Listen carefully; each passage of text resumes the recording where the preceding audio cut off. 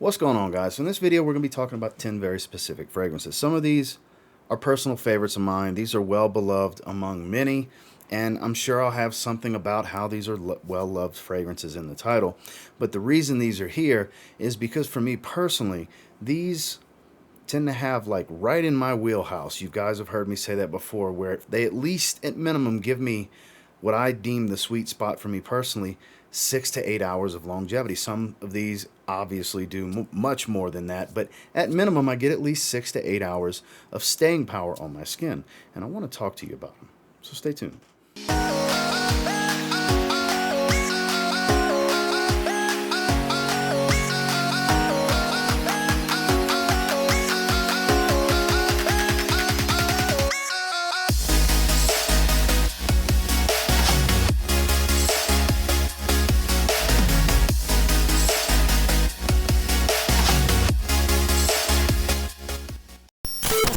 One that's very well hyped and very well loved in this community.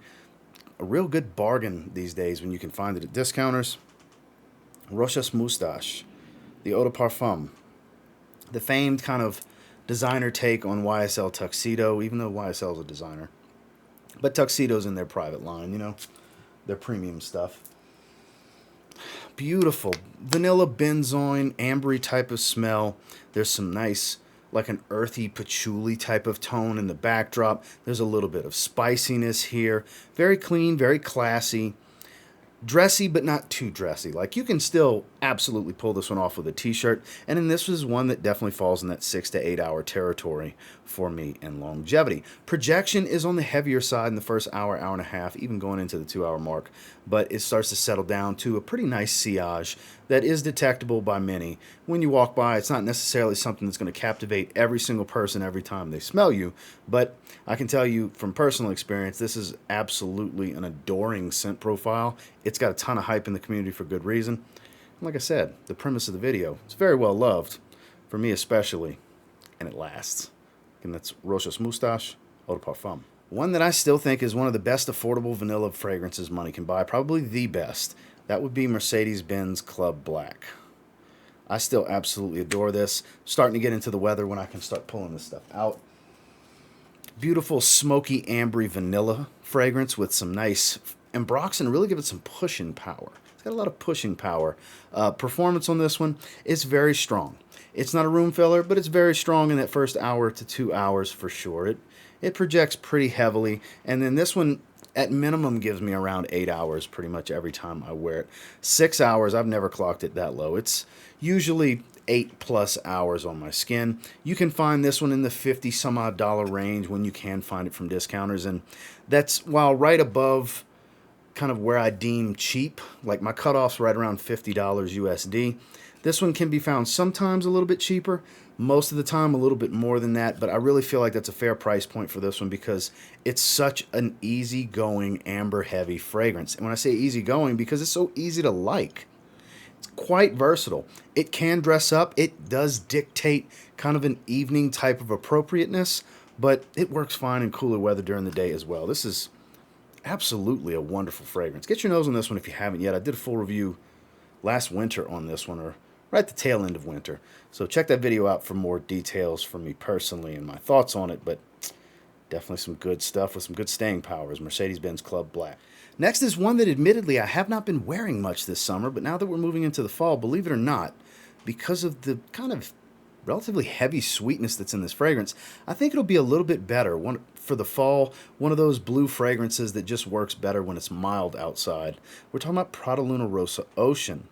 I know everything about the theme and the name screams summertime, but honestly, I think it's a fantastic fall scent profile. The performance falls right into that in that 6 to 8 hour range. It's got a little bit of this thick, almost syrupy, caramelly type of sweetness. The iris here is more on the soapy side, a light, soapy, powdery type of iris, because, I mean, it's Prada. Nobody does soapy stuff like they do when it comes to iris, neroli, lavender. You name it, any of those typically soapy type of florals or can be soapy, they do things really well with whatever oils they use. It's a little bit oceanic, as the name implies, but not so much so. It's more soapy, clean, fresh, very blue style fragrance, mass appealing stuff, crowd pleaser, with that nice undertone of that kind of thick sweetness. I don't find it too sweet of a fragrance, but it's definitely a little bit sweeter than I like most of the time in the heat, but milder temperatures like the fall. I think this is going to be great for this season. I haven't been wearing it much, and I'm kind of ready to pull it out. And when I pulled this one out to smell it, I was like, yeah, I got to get this in the rotation sooner rather than later. Definitely a lovable scent profile. This is really good stuff to smell, and the staying power is definitely there. Prada Luna Rosa Ocean. Versatile, somewhat fresh, very dense, warm, and woody, polished and refined, and not loud, but stays on the skin for a very long time. I am talking about Bleu de Chanel Parfum. None do this type of performance better, in my opinion, because this stuff stays on my skin pretty much all day, and it's never loud. At any point is it really loud. In the first hour, sure, pretty easy for people to smell you. That's with pretty much every fragrance. The first 30 minutes to an hour, it's going to be strong. This one, after that hour or so, it's sitting quite a bit close to the skin. I wouldn't call it a skin scent, but it wears heavy. It's a higher oil concentration, so it does sit a bit close to the skin, and because it's a lot of woods and not a lot of citruses, there isn't a ton of volatile components in the top to kind of brighten up the opening more and give it more pop and projection. So it does sit a bit close to the skin, but that really works with this scent profile because it dresses up so well. This is the best formal occasion, semi-casual, business blue fragrance out there, in my personal opinion. I've always thought that. This is my favorite version of Bleu de Chanel. I wish they would make an elixir version because I'd love to see what they do with it, because Dior did great with Sauvage Elixir. I know Chanel would do great with Bleu de Chanel Elixir. Chanel, if anybody from there sees this video, please, we need Bleu de Chanel Elixir, because Bleu de Chanel Parfum, one of the best blue fragrances out there, one of the best men's designer fragrances out there, period. When it comes to smooth and refined scent profiles, it really works for everything. It has that mass appeal. It has that level of versatility that you've come to expect from this fragrance, from the line in general, the EDT and the EDP. But here, like I said, it's definitely smoother. It's more polished. It's a dressier occasion take on the DNA. Just beautiful stuff, very long lasting, every bit of 8 to 10 hours on my skin, more so in that 10-hour range. And it has a nice radiance to it with the scent bubble that you do get after that little bit of projection does calm down. It's beautiful stuff, must try in my opinion. Absolutely love this stuff. It's over the last few years, it's become very popular. Bleu de Chanel Parfum. So this one's rather new to my collection. I didn't think I would like it as much as I do. It's become very beloved in my collection. Did a full review not that long ago. It's been in many weekly rotations. We're talking about Davidoff Cool Water, Grapefruit, and Sage. Very simplistic, as the name suggests, only it's not a bright and tart type of grapefruit. It's a very creamy and smooth type. Aromatic, lightly fresh, spicy type of sage. A little bit of muskiness as it dries. Doesn't change much. Pretty straightforward and linear overall. But performance is great. I get in the 8-hour range on my skin with this one. And it's actually louder than I think some people give it credit for. Known to be kind of like a watered down version of Cool Water Intense in some ways. It's not quite as strong. It does have somewhat of a similar smell to the scent profile, though not being listed as the same notes. You can tell this is a fresher fragrance than that, and the performance suits being fresher. But for as cheap as you can get this and as fresh as it actually is, it sticks to my skin. Like I said, it stays in that 8-hour range pretty much every time I wear it. I've worn it about 2 handfuls of times since I got it. I've worn it casually. I've worn it in the evenings. I think it's actually a solid fragrance that more people should give a chance. You know, more people should give a chance. I was surprisingly, what's the word I'm looking for here? I was pleased. I was very pleased with my findings when I smelled this one, because I thought it would be a letdown. I heard it was very generic, and I'm not going to say it's not on the generic side. It definitely is, but it's just easy to enjoy. I ended up loving this fragrance, is what it boils down to. And it performs great on me. If you see this out of the rack stores, I say don't hesitate. Give it a try. Davidoff Cool Water, Grapefruit and Sage. Next, this one has been featured a lot, kind of like Cool Water, Grapefruit and Sage. I've been wearing it a lot. I just did a full review on this one. We're talking about Bulgari Man Glacial Essence. This one has been seeing a lot of airtime on this channel as of late because I just enjoy it. It's again just like Grapefruit and Sage, where I didn't expect to like it as much as I do. There's actually a little bit more going on here than you would expect. It's a very clean, airy, soapy, and aromatic scent. but there's a soft woody feel with this clear wood tone. There's a soft powdery nature with the orris. There's a little bit of spice here. It's got a little bit of a few different things going for it. There are subtle nuances to this fragrance. Nothing complex, obviously, but it's just such a versatile fragrance. I said in my review, I'll say it here as well. This is top tier in my collection for the, nearing 1,000 fragrances that I have at this point. When it comes to versatility, it's top tier, it's upper echelon. I can't imagine there being a scenario where I wouldn't be fine with this being the fragrance I'm wearing. No matter what I'm wearing, where I'm going, where I'm going to be, what the climate is outside, this stuff just works. It's that good. It stays in the 6 to 8 hour range, again, right in the sweet spot for me in longevity, more so the 7 to 8 hour range. Projection surprisingly better than I initially thought it would be in that first hour and a half to 2 hours.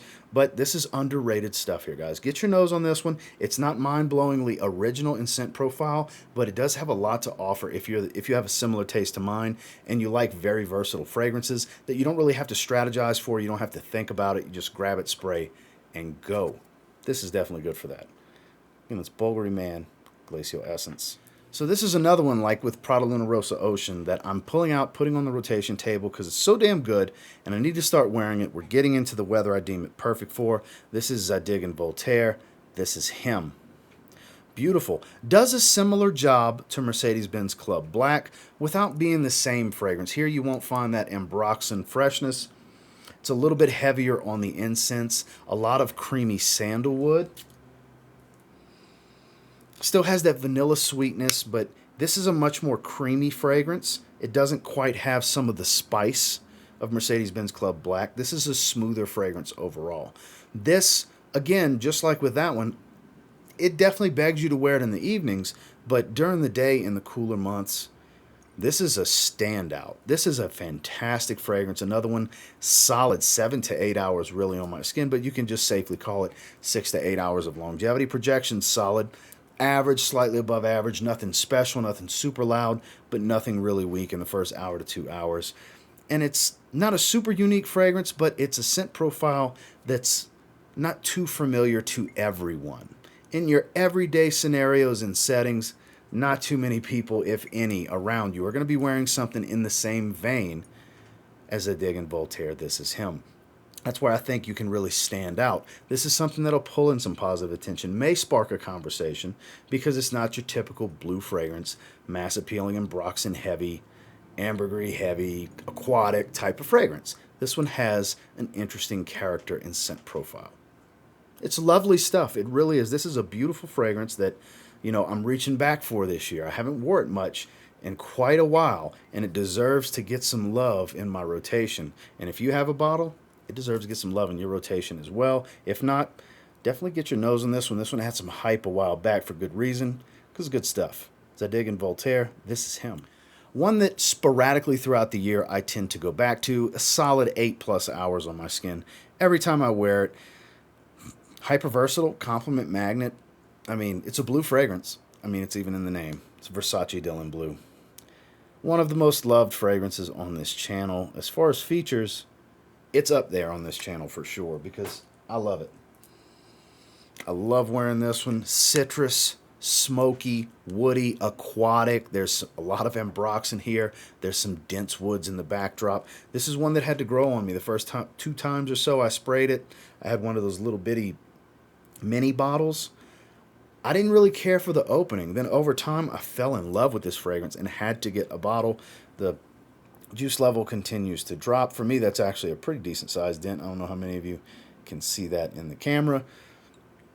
I go back to it sporadically throughout the year. It's not my favorite scent in the high heat, but spring and fall, that's when I really like to wear this one, and we're transitioning into the fall season right now. So I'm looking to wear this one. It fits the video topic perfectly. This is one of the most loved fragrances in my collection.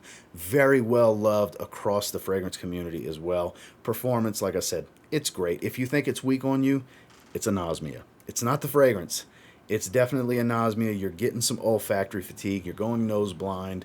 I don't really know how else to explain it for you to catch my drift. Your nose will wear out to heavy ambroxan fragrances, heavy synthetics. This is one of those fragrances. Beautiful shower gel type of scent profile, but there's a lot more going on here than just a basic generic blue shower gel smell. It's one of the better blue fragrances ever made. I love this stuff. It had to be in this video. If for some reason you've never smelled Dylan Blue, you should definitely get your nose on it because it's awesome. Here you get some nice fresh citrus. You get a nice earthy floral tone. You get a salty sea breeze, aquatic type of dry down with a little bit of an ambery feel. It's City Rhythm fragrance, San Diego Pacific Sunset. 50% oil concentration. This stuff lasts and lasts and lasts. Very loud, bright, and airy for even being such a heavy oil concentration. Because there is so many like volatile oils to this in the top, there's so much freshness, it still projects for being such a high oil concentration. Because depending on the ingredients, it can wear a little too heavy and barely project, but you'll have this lingering sillage when you walk around and it'll stay in room. This, you get the best of both because it still manages to get a lot of projection, but has that high oil concentration to where it will linger. I love this stuff. This is my second favorite from the house. The only one that I like more than this from City Rhythm is 2654, which is a hybrid fragrance of this and Miami Tropical Seduction. So the core DNA of this fragrance is still in that one as well. But as far as standalone blends, this is my favorite from the house. This is really good stuff. I urge you get a sample and try this. This is one of the most loved fragrances in my collection. It's quickly becoming one of, if not the most loved fragrance from City Rhythm. For those of you that haven't heard of City Rhythm fragrance before, city-themed, original, high oil concentrations, quality. You should really get some samples and try them out. Definitely good stuff with some great staying power. City Rhythm fragrance, San Diego Pacific Sunset. Last but not least, for a lot of people, this is the cream of the YSL crop. This is Yves Saint Laurent Y Eau de Parfum. No denying, the stuff is really, really strong. God, I love that smell. I really do. We're getting into the season to where I'm going to start pulling this out because I like wearing the EDT in the summer. During the fall, I like to wear the Eau de Parfum and Live. That's my two favorites for this time of year because I like them both. I really do. Because Live is basically YSL mixed with Invictus. That's how it smells. The beautiful, this is more of a sweet apple. This is a little bit more sweet and cloying than the Eau de Toilette. It doesn't have the brightness of the aldehydes. Still has a little bit of that, kind of aquatic hit from the ambergris. There's some sage here, some woods. There's other things going on besides that, but that's the main things, the main characteristics of this scent DNA. Not only is it long lasting, it's a loud fragrance. This is an attention grabber. This will pull some attention. I'm not saying everybody that smells it is going to be wowed by it, but more times than not, you're going to be smelling pretty damn good to everybody that you walk by that happens to be breathing through their nose. This stuff is super popular and super hyped in the masses and in the fragrance community, as well as very well beloved in my own personal collection. It's that time of year to start pulling this one out. If you have your bottle, time to dust it off because I'm dusting mine off. It's great for the fall. It's very, like I said, beautiful scent profile, great lasting power, and of course, it's actually quite loud to pull in some compliments. Yves Saint Laurent Y EDP. Well, that's the 10 that I have for you today, and until next time, do me a real quick favor. Go ahead and like, comment, subscribe. So I do appreciate all the feedback, and I love hearing from you guys. Obviously, this is not the only 10 that could have went in this video. I could have did 15, could have did 20, could have did 25, but I wanted to keep it down to a solid 10, kind of stay in the realm of my typical 20-minute conversation with you guys on 10 fragrances. Right about 2 minutes per fragrance, I can usually get across everything I need to say. And this is a lot of good stuff. I know there's a lot of blue fragrances in here, but fall is kind of, it's really three things for me. There's three main types of fragrances that I reach for in the fall. The dominating reaches anyways. Blue fragrances, floral fragrances, and spicy fragrances. Obviously, there's tobaccos mixed in there and boozy and all the other stuff, leathers, and so on. But this is my jam for this time of year. All of these give me really good performance, very good performance, on up to great performance. And most of them are pretty damn popular outside of my own personal feelings. And until next time, I will say if you get your hands on any of these 10 and you give them a spray now, pretty confident you'll thank me later. Some of my most beloved scents. Have a good one, guys.